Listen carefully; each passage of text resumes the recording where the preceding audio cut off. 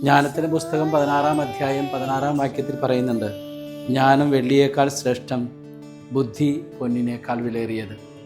നമ്മൾ കൊടുക്കുന്ന ജ്ഞാനവും ബുദ്ധിയും വിവേകവും മക്കളുടെ ഉള്ളിൻ്റെ ഉള്ളിലേക്ക് കടക്കണം.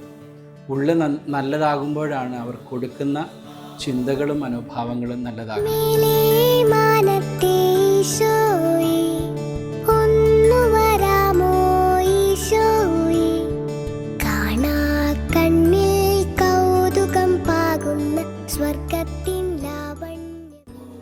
ഏറ്റവും സ്നേഹമുള്ളവരെ, വരുന്ന ഞായറാഴ്ച ജൂൺ 7 മുതൽ നമ്മുടെ ഇടവകയിലെ അതിരൂപതയിലെ വേദപാഠം ആരംഭിക്കുകയാണ്.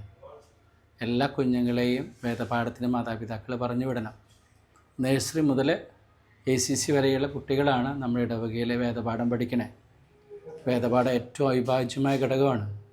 നമ്മുടെ മക്കൾ മൂല്യങ്ങളിലും വിശ്വാസത്തിലും വളരാൻ മാതാപിതാക്കൾ എന്തുമാത്രം സപ്പോർട്ട് കൊടുക്കുന്നുവോ അതനുസരിച്ചാണ് മക്കൾ ദൈവത്തോട് അടുത്തിരിക്കുക.